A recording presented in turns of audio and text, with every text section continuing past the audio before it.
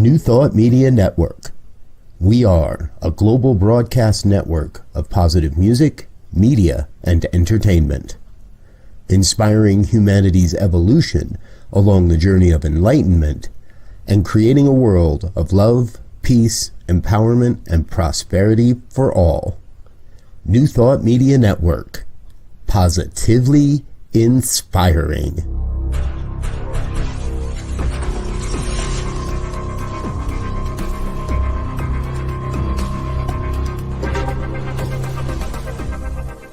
Live from a secure concrete bunker somewhere in Ohio, New Thought Media Network presents Pastor Michael Mangus with Friday's Fireside Chat, spiritual conversation for today.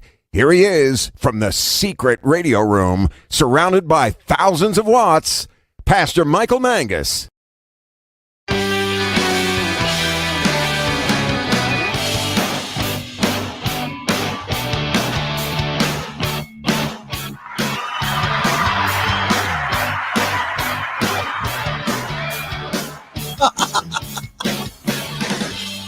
Well, good evening to everyone across the United States and also around the world. It is time once again for another fun-filled, throw-packed, and guaranteed always exciting edition of the Friday Evening Fireside Chat here on the New Thought Media Network. I am Pastor Michael Mangus, and I am broadcasting from the secret radio room, surrounded by thousands, and I mean thousands of watts, in the secure concrete bunker somewhere in Akron, Ohio, that is so top secret that only two people know where it's located. And that is Diego Reyes, my producer, and also our guest this evening, the Reverend Dr. Charlette Manning. Everybody else has no clue where the super secret concrete bunker is located, including my chief inspirational officer and boss, the Reverend Robert Brzezinski. He has no clue where the super secret radio room and concrete bunker is located, and we're going to keep it that way. Well, it's good to have everyone with us this evening, and we have a great show for you tonight. So again, please feel free to interact with us by posting on Facebook. And again, for all my shy people out there, please feel free to contact me by email. And that's at pastormichaelmangus@gmail.com, pastormichaelmangus@gmail.com. So the purpose of our fireside chat here is for us to have an opportunity to get real and to talk about contemporary issues from a New Thought perspective. And as I keep saying week after week, I want us all to have a new thought about what is going on around us and to get out of the idea that we are separate from what's going on out there. I know it's easy to go ahead and to turn the TV off, and sometimes that's a good idea. But the whole idea is that if we are all one, then we all have some part in bringing about what's going on out there, and we can change it. So anyhow, I'd like to introduce here as our special guest this evening, here in a few moments after I've done with the news, Amazon best-selling author, speaker, and minister, the Reverend Dr. Charlette Manning, whose Sunday Night Masterclass is a big hit here on the New Thought Media Network, 8 Eastern, 6 Mountain, and has been highly successful. She's even doing Black History Month moments, and she was on the show this morning, Ministers Talking, Ministers Talking Stuff. See, I come from the old school. We don't say those 7 words that George Carlin said. We were told not to say them. So gosh, this has come from over 40 years of being a broadcaster. But we'll talk to Dr. Manning here. I have a special news article that I didn't even tell Charlette about. Oh, I think it's going to be good here. Charlette Manning here in just a few moments.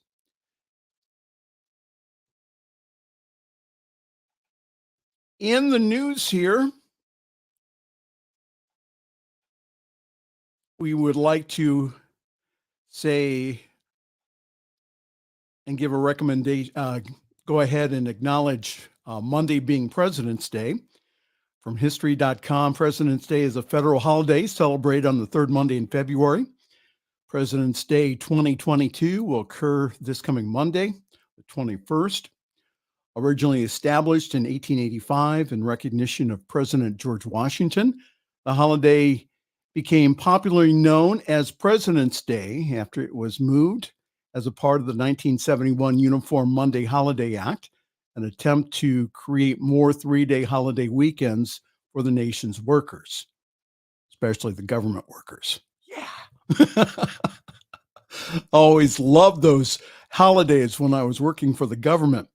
While several states have still have individual holidays honoring the birthdays of Washington, Abraham Lincoln, and other figures, President's Day is now popularly viewed as a day to celebrate all the U.S. presidents, past and present. And did you know that President's Day never falls on the actual birthday of any American president? Now, four chief executives, George Washington, William Henry Harrison, Abraham Lincoln, and Ronald Reagan, were born in February. However, their birthdays all come either too early or too late to coincide with President's Day, which is always, and I mean always, celebrated on the third Monday of the month. From past experiences, most government offices are closed. So if you have any kind of governmental business, you'll have to let it wait till Tuesday. Let's go to the news now here. By a few things you need to know for today here. This is taken from CNN. I want to say something before I begin here.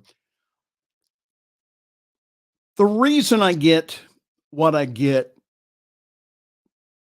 to comment on the news from CNN is because that it is one of the more vetted news sources out there.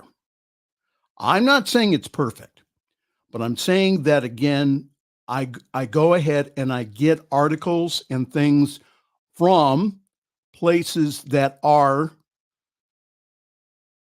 examined. The facts are checked. Now, again, is CNN perfect? Is Associated Press perfect? Is Reuters perfect? No. But again, that the reason I go ahead and use CNN and Reuters and the AP is because, again, that to have a jumping off point to be able to, again, to be not only factual, but also to talk about the issues of today. So from CNN here, the latest news from the Ukraine as the world awaits Russia's next move along the border of Ukraine. The U.S. Secretary of State Antony Blinken says that Moscow is laying a groundwork to justify starting a war and is preparing to launch an attack in the coming days. During a very tense United Nations Security Council meeting yesterday, Blinken said that U.S. intelligence shows that Russia is moving towards an imminent invasion and is not withdrawing troops despite Moscow's claim. Blinken comments after President Joe Biden's blunt warning that he believed that an attack would happen within the next several days. Russia has repeatedly dismissed the notion that it is preparing to attack the Ukraine as a baseless accusation. Now hold it here. You have 100,000 troops on a border and you brought in more? Okay. Again, Russia has repeatedly dismissed the idea. The crisis in Ukraine has rattled investors in the U.S. yesterday, sending the Dow down 622 points. And it is the worst loss of the year or the index. So like I said last week, peace begins with all of us. And of course, we do pray for peace because peace, being a quality of God, is at the center of our being. And as we continue to put pressure on our government officials to do everything they can to offer other solutions. Marianne Williamson and other spiritual leaders and also government leaders have said that we need a Department of Peace besides a Department of Defense. And yes, sometimes we have to defend ourselves against bullies. I get that. However, after thousands of years of war, can't we all say that enough is enough? And from the New Testament, we read of wars and rumors of war. Then my evangelical Christian friends say that all the upheaval is a warning of the soon second coming of Jesus Christ. The second coming, I believe, that will happen is the awakening of the Christ within all of us. And that's why we are currently having birth pains. A new heaven and a new earth is being born as the consciousness of the planet is being shifted now to a universal spirituality that respects and honors the Christ, the Buddha nature, the God, goddess nature within all of us. As we continue with our look at the news here, a subvariant of Omicron known as BA2 is spreading fast and may cause severe disease, research from Japan suggested. New lab experiments show that BA2 is capable of thwarting some of the key weapons we now have against COVID-19, including being able to escape the immunity created by the vaccines. It also appears to be resistant to some monoclonal antibody treatments currently being used to fight Omicron. BA2 is highly mutated when compared with the original virus that emerged in Wuhan, China. It's been detected in now 74 countries and in 47 US states, and about 4% of the Americans with COVID-19 now have infections caused by BA2, according to data from the Center for Disease Control. Okay, I know that many of you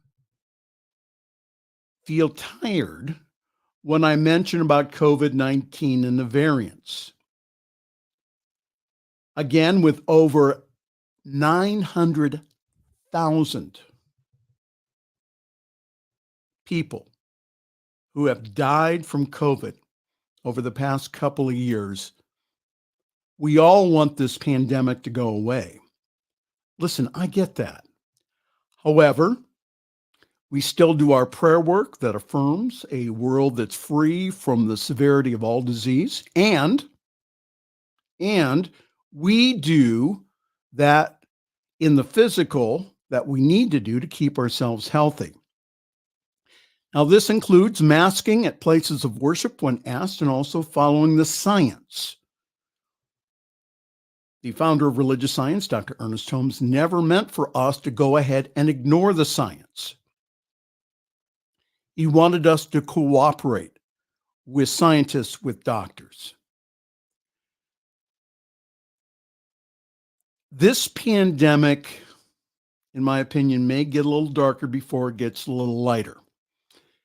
And it is my hope that by the summer is that we'll start getting back to some normalcy out there. But until that time, I ask everyone, please keep yourself safe. Upgrade your mask from the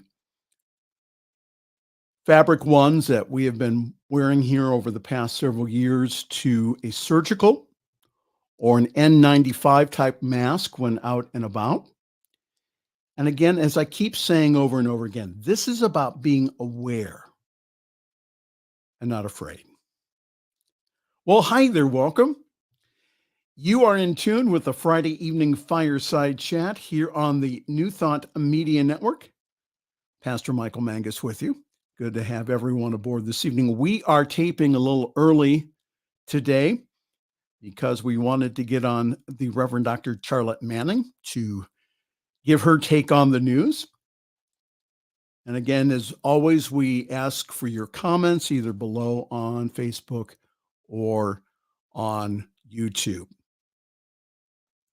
Getting back to the news now, we do have a winter storm that's moving through the Northeast United States today, as more than 90 million people have remained under high wind advisories. Dr. Manning was saying that she had winds clocked at around 50 miles an hour around her house. I know here we've had the same here in Ohio. Heavy rains are wreaking havoc across a span of nearly 1,000 miles stretching from Alabama to Maine, creating dangerous conditions for ground and air travel. Areas from the Great Lakes to northern New England can expect more snow and even treacherous, icy, wintry mix of sleet and freezing rain today, the National Weather Service says. Alabama has already seen damage where rooftops of a gas station appeared to have been blown over. Wow. Gusty winds and reduced visibility have also created traffic nightmares in some areas, including Illinois, where a 100-vehicle pileup shut down a 30-mile stretch of snowy highway. How about that? Now from the UK, that's Laura Topper's territory here, we read again from CNN. Storm Eunice tore down rooftops and trees, crushing cars and sending planes skidding on London's runways as millions of people across the UK hunkered down at home to stay out of hurricane-strength winds.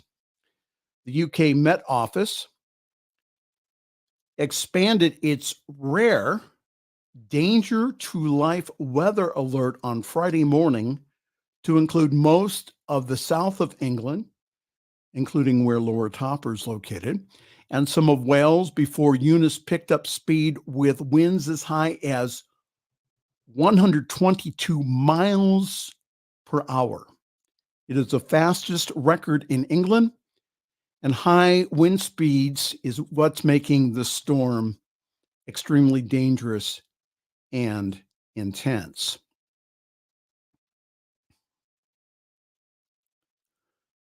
British Airways says that it's grounding a number of planes and expected significant disruption, but that most of the flights would go ahead as planned if can. Safety is our number one priority, and we're canceling a number of flights. That's from a spokesperson from British Airways. The airline says it was looking at deploying larger aircraft where possible to better withstand the weather. Okay, I've been on aircraft in bad weather. It is scary as all heck. So my commentary is this: the severity of the storms over the years point to the climate change that has been warned about for decades. And again, many circles believe that taking care of our Mother Earth is a moral, ethical, and spiritual concern. I was talking with Dr. Manning earlier about the rise in the sea levels and why even back in the 80s, she can tell you this, that Ramtha was channeling, do not buy any seaside property. The reason being is because, again, with the rising sea levels, what's going to happen is, again, that your $1 million plus property is going to go right into the water. Again, the urging of government and the industrial complex to change their ways is one way, but the other way is this: we need to examine our own lives. Do we really have to drive so much to get to where we need to go? How can we be a part of the solution? Again, even with the advent of electric vehicles, where's that power going to come from? Maybe we're all going to have soon solar panels up on our roofs, also windmills. again, to use what we can to quit putting carbon into the atmosphere, which is causing all of these problems.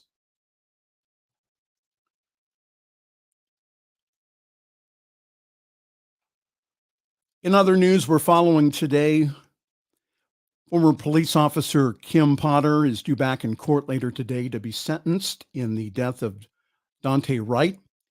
Prosecutors are seeking more than 7 years in prison for Potter, who said she mistakenly drew her gun instead of her taser when she fatally shot Wright, a 20-year-old black man, during a traffic stop in April of 2021.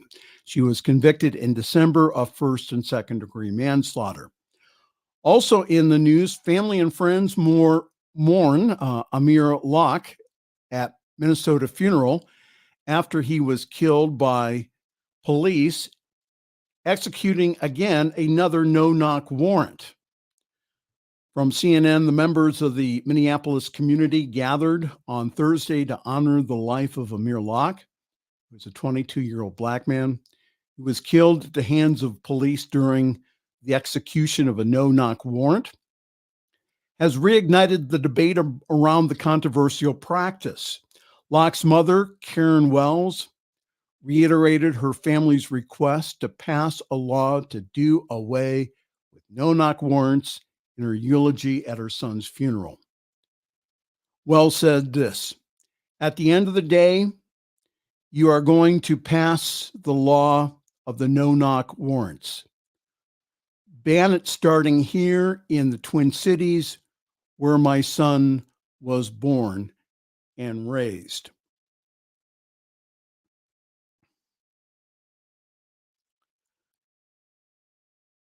CNN reported in November that then the police chief announced that they were going to institute a policy that required officers to announce their presence and purpose before entering a building, except in special circumstances.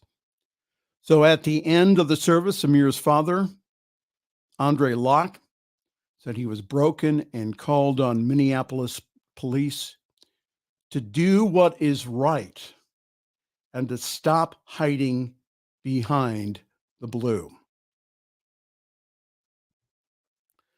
Locke's parents have asked President Joe Biden to advocate for a national ban on such warrants in the name of their son.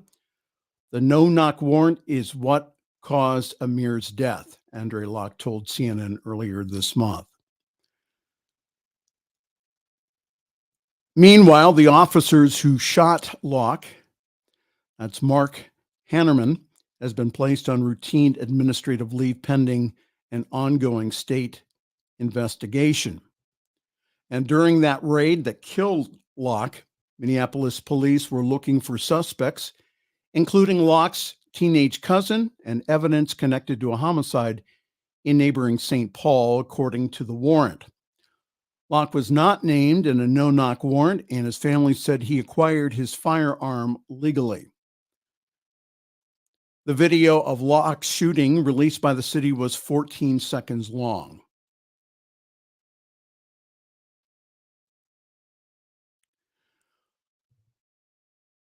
We have seen this time and time again, watching the situations with Ahmaud Arbery, Dante Wright, George Floyd, and our hearts continue to go out to those families.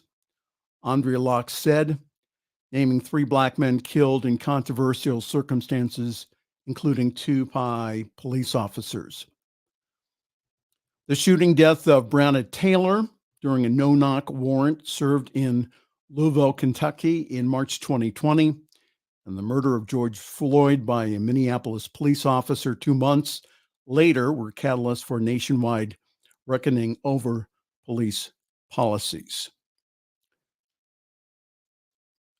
Locke's family attorney, Jeff Storms, told CNN, he says, "We have to challenge them not to put a Band-Aid over no-knock warrants. They need to take this step and completely ban no-knock warrants. It is not safe for either side of the door." And I know Dr. Manning will have something to say about this, but my question is, who is mostly harmed and killed during these no-knock warrants? African Americans. Again, the call here is not to defund the police. The call here is for drastic reforms in how we do law enforcement and to hold our elected officials accountable for the reform. We must continue to put pressure on everyone to do this on a local, state, and national level. Racist practices like no-knock warrants need to end, period. Well, hi there. Welcome. You are in the midst of another fun-filled, thrill-packed, and always exciting edition of the Fireside Chat here on the New Thought Media Network. Pastor Michael Mangus with you. In a few moments, we'll be having tonight's special guest all the way from the New Thought Media Network Bureau in Washington, D.C., the Reverend Dr. Charlette Manning, who will be our special guest here in a few moments. I have an article that I did not tell Charlette about. It's going to be interesting here.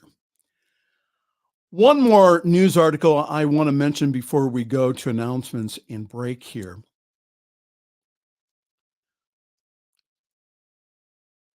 I saw this last week, and there continues to be discussion about this. And this is from the Jewish News Network. Jewish students were among those made to attend a Christian prayer assembly at a West Virginia public school. Over 100 students at a West Virginia public high school staged a walkout on Wednesday to protest what they say was their forced attendance at a Christian prayer assembly during the school day. Bethany Fenelton told the Associated Press that her Jewish son was told that he could not leave the assembly held at Huntington High School last week in Huntington, West Virginia. It is a completely unfair and unacceptable situation to put a teenager in, Fenelton said, and I'm not knocking their faith. There is a time and place for everything, and in public schools during the school day, it's not the time nor the place. An evangelical Christian preacher who urged students to commit themselves to the Lord, to Christianity, spoke at the event, which took place during a daily period set aside for study, prayer, or optional guest speakers, the students told the Associated Press. The event was organized by a group called the Fellowship of Christian Athletes, which is a very well-known group, which organizes Christian prayer in schools and communities across the United States and beyond. A spokesperson for the Cabo County School District told the AP that the assembly was supposed to be voluntary, but two teachers has mistakenly taken their entire class and told them, sit there, shut up and listen. More likely. It is unfortunate that it happened, said the spokesperson for the school district, Jed Flowers. He says, we don't believe that it will ever happen again. It is the second high-profile incident in days to allege Christian teaching in public schools, which by law are supposed to be non-sectarian. A Jewish mother in Chattanooga, Tennessee, alleged that a teacher in a Bible class had offered instructions in how to torture a Jew.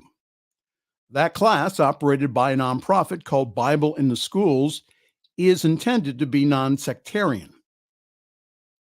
Interesting.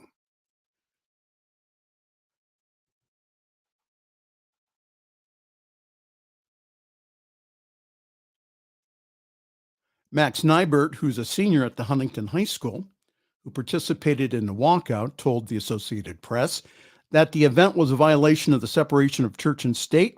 Nybert said, I don't think that any kind of religious official should be hosting or hosted in a taxpayer public funded building with the express purpose of trying to convince minors to become baptized after school hours.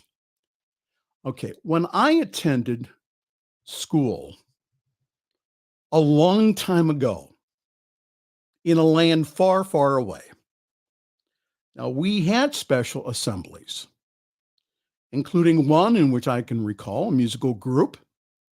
It played secular music. It had a general positive message. And then you were invited to the citywide concert, where the group used evangelical tactics to get one to come to the Lord. There's good reason why our founding fathers and mothers urged a separation of church and state. My question is this: what if a Jewish or Muslim group came to the same school and did the exact same thing? They'd be booted out. You know, it's one thing to attend a religious school, but it's another to force religious beliefs on anyone, especially in public education. And the school officials are trying to downplay the situation. Sorry, educators, you're not going to win on this one. Our kids all have phones that will record violation of rights. Yeah, I know I went long, but I had some good stories this evening. Well, welcome here. This is the Friday evening fireside chat here on the New Thought Media Network. Pastor Michael Mangus with you. We will be going to break here in just a few moments, and then afterwards we will be having the Reverend Dr. Charlette Manning on as our special guest here. And again, for those people who would like to get in contact with me, Pastor Michael Mangus at gmail.com, Pastor Michael Mangus at gmail.com. For our announcements here, yours truly is currently parking himself at Summit Center for Spiritual Living in Akron, Ohio. For more information, go to summitcsl.org.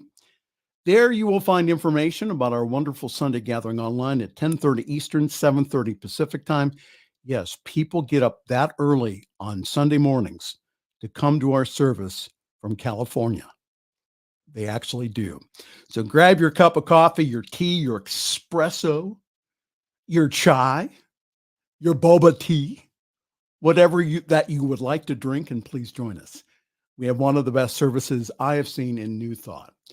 And this Sunday, we will continue our Ernest Holmes themed month with New Thought Media Network superstar and all-around nice guy, Pastor Michael Mangus.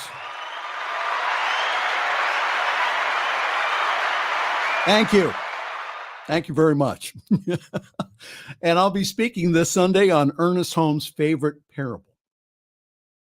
So go to Summit Spiritual Center, summitcsl.org for more information on how to join the Zoom call. Our service is also on our Facebook page, and also our Facebook page also has past broadcasts of the Fireside Chat and yours truly when he's praying on the New Thought Media Network. We have so many things on our programming schedule. It is unbelievable. And on this page, I do not have access to it. But that's okay, because we just want you just to go to ntmedia.org. There you will find a current schedule, and you will also find a wonderful button called Donate.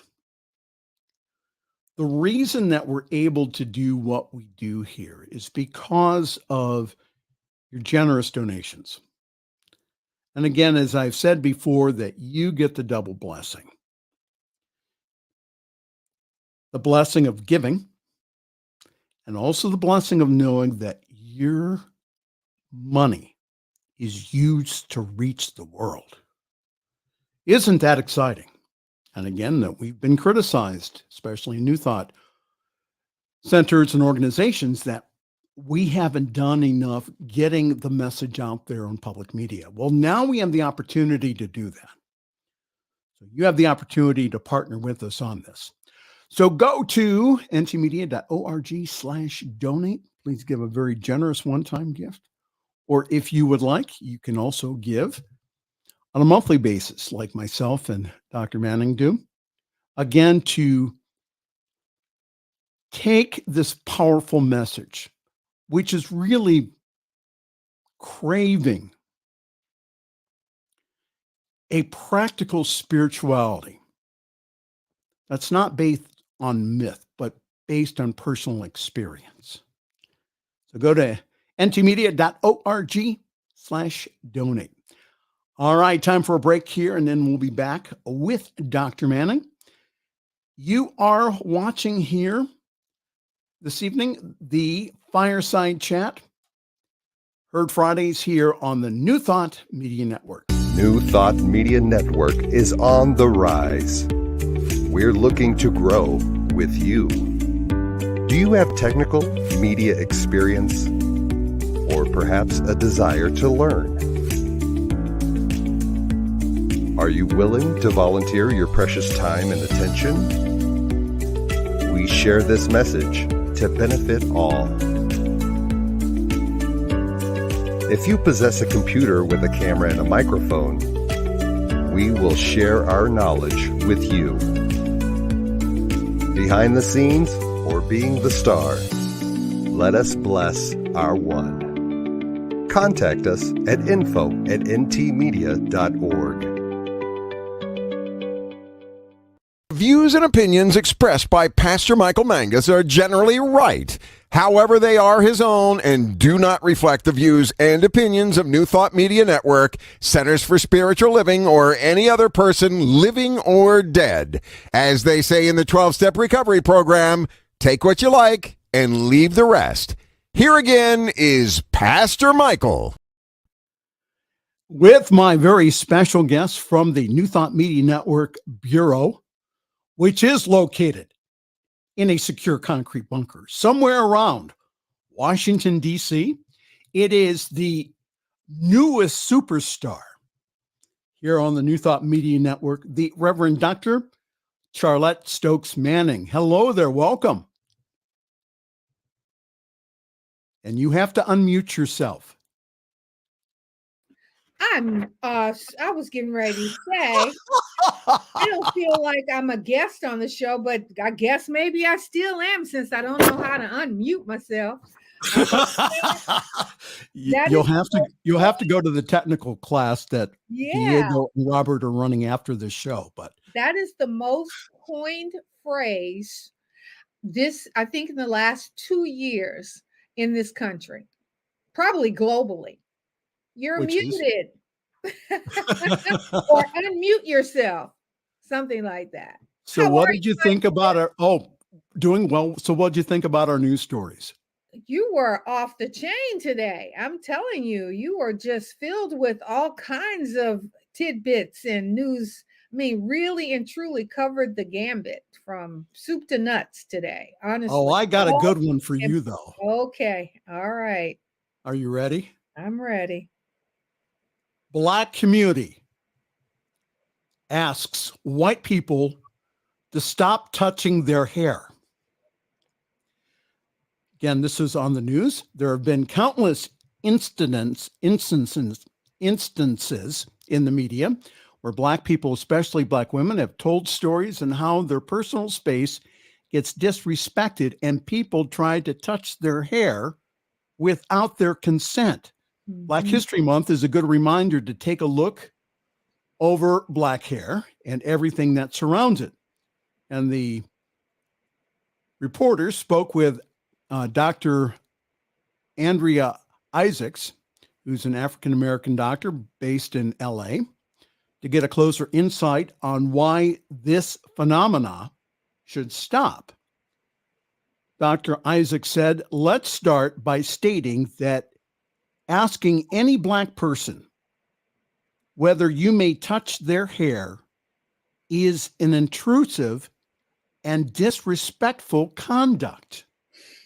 Isaac explained, she says, many feel curious and think that there's nothing wrong with asking respectfully to touch someone's hair. But just as I have mentioned, Dr. Isaac said, You are just invading the other person's privacy. A few months ago, a Black woman can be seen in a video with her natural hair while having a night out when a non-Black person gets close to her and tries to touch her hair repeatedly. According to the Black woman, the lady asked for a third time if it was really her hair before leaving and trying to touch it without consent. Other Black women in the thread shared their experience and how a lot of times they get countless questions regarding the authenticity of their hair. Dr. Isaac says this: the best thing would just to be not to ask, and even more importantly, don't go as far as touching someone's hair without their consent. Now, Dr. Isaacs continues to explain, if you're not a Black person, think how many times people have requested to touch your hair. And as a non-Black person, those instances probably don't even exist. The thought of a stranger touching your hair is strange to most non-Black people. And by requesting to touch a Black person's hair, when you don't ask to touch the hair of your white counterparts, you are perpetuating unfair treatment and implying that Black hair is an anomaly. Again, the doctor goes on, she says, by requesting to touch a Black person's hair, you are reinforcing the stereotype that white hair is the standard and that anything else than that is weird. Isaac concludes by saying, when you think that white hair is the norm, you are making worse the difference between Black and white people and creating inequality. The reporter goes on to say here, understanding the history and patterns of treatment of many Black people across the globe may also help to explain why touching a Black person's hair is such a disrespectful thing to do. Asking to touch a Black person's hair is likely to evoke sentiments of otherness and to make the person feel as if their body is being used for amusement by their white counterparts. On the other hand, sanitary studies also are given as a big reason why not to touch someone else's hair. According to the study, just 66% of Americans wash their hands after using the restroom. And a survey undertaken by the USDA indicated that the vast majority of individuals, 97%, do not wash their hands effectively. And the unpleasant reality is that most individuals do not wash their hands properly, if at all, which contributes to the spread of disease and germs. Certainly, no one would like to get their hair touched by dirty fingers. Finally, the article concludes by saying this Black History Month is a good opportunity to reflect on these topics that most of the time we just ignore or assume to be right. Working towards equality and respect is a job that we all can participate in. Your opinion, Dr. Manning. Oh my God. First of all, take a breath.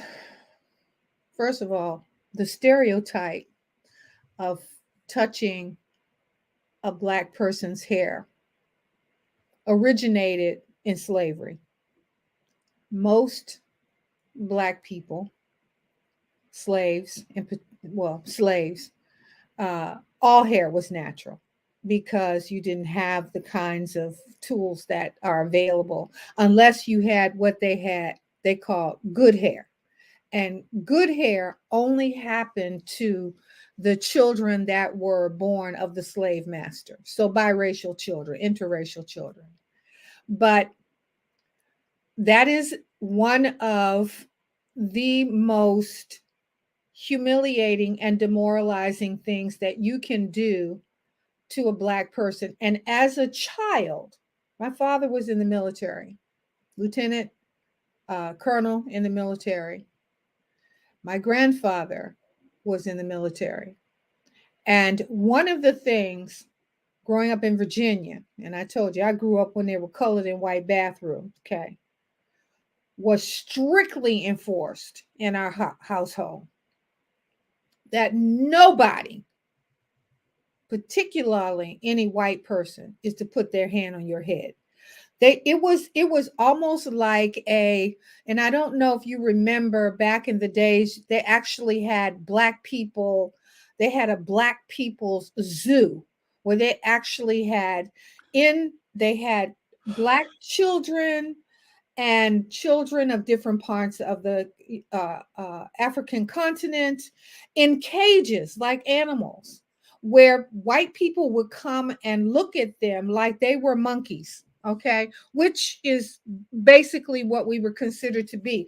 That's why in the Constitution of the United States, we still are not considered but 3/5 of a human being. Cows had more rights than black people, but it was the kind of thing that white people used. They said rubbing the head of a black baby was good luck. Black children were considered belly warmers during slavery, where they actually laid at the foot of the bed of the white slave master, and he would put his cold feet on their bodies and in their hair. So there is a lot of none of what you read is applicable to really where the history of not touching black people's hair comes from. The other thing is the assumption that is made around black hair. Rather you got good hair, whether you got fake hair, whether you wear a wig or any of this. I have had people, when my hair was braided, I would have people ask me, "Oh, does it hurt? Can they touch my braids?" Because they thought it hurt to braid. Isn't that tight? Doesn't that hurt? I mean, why the hell would I get my hair? Why would I do something to my hair that hurts? I mean, it is some of the things that come out of the mouths. And then this is, again, Michael, and you know, you and I are very, very close. And we talk about a lot of things. But one of the things I think is so important that we have this conversation, because the sense of privilege, white people believe that they can say anything they want to say and they can do anything that they want to do. You were talking about, you know, the no-knock warrants and breaking into people's houses. You got Dylan Roof, who killed 6 people. They pick him up and take him to Burger King because he's hungry before they take him to jail. But yet and still, 2 white men who have had enormous, their social media is filled with racist epithets, and they are able to go on, go and track down this kid. And yes, they were found guilty, but a man's life was taken. You know, the United States representative overwhelmingly eliminated lynching in the United States 100 years after lynching. The first bill was introduced by a white Republican, by the way, 100 years ago. It was voted by a majority in 2018. I think it was 400 and something to 4 people that voted against it. There are people in this country that still believe that we are abominations, that we are the sins of Ham, that we can be treated anyway. Over 4,700, almost 4,800 particularly black men have been lynched in this country. Now, lynching, some people relate to that as being a noose around your neck, but lynching is no knock warrant. Lynching is pulling over and shooting a kid, you know, who has an air freshener hanging from his. I mean, you know, when you get to this, and hair is just one of those side hustles that white people go through to minimize and demoralize who we are as a race of people. I grew up in privilege, for lack of a better word, as it relates to what the definition of privilege is. But I couldn't walk across on the side of the street with white people who lived in the projects. So, you know, this is a topic that's very sensitive to me. However, as I was saying with Reverend Robert and Reverend Z this morning, I was saying it warrants a conversation, because I honestly and truthfully believe, now there is that Moses generation. Yes, there is. However, there's a generation of white Americans that are just ignorant to the fact. And it warrants a conversations that you and I have had over the 20 years that we've known each other. That we Well, can have, yeah, we can. yeah, well, they're important conversations to have because, again, that before reading that article, I didn't realize, and again, you went ahead and I knew that you would give more history on it. So that's one of the reasons that I went ahead and read it. But I think that, and again, I'm still learning. Yeah. And so that's why sometimes that I'll bring up articles like this is because, again, that, this disrespect that happens, and we're just saying one thing here. We're just saying about Black women. Right. I mean, it can happen to men too, but to Black women has to stop. We have to deeply listen and say, listen, enough is enough here. We have to stop these racial activities from happening here. Especially when you're doing everything you can to look like African Americans.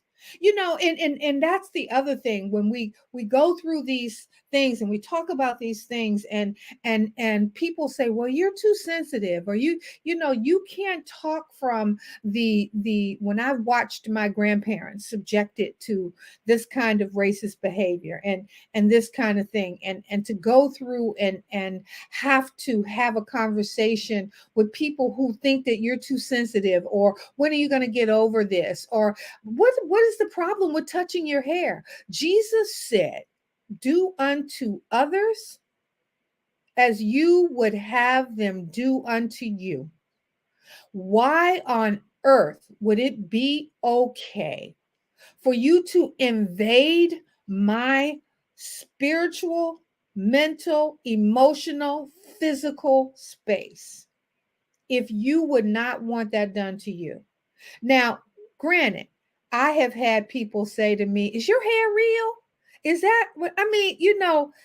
It is amazing. And I remember years ago, and I know we're wrapping up, years and years and years ago, I was watching Johnny Carson, before Johnny Carson, and Diana Ross was on there.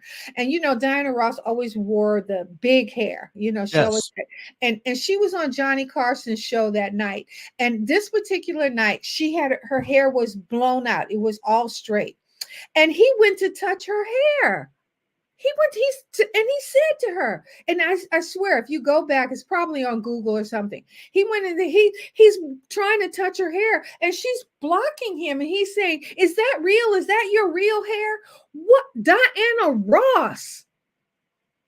And even if it wasn't, who gives you the right to invade someone's space that way? And if you would invade it that way, there are many other things that you might feel entitled to do as well.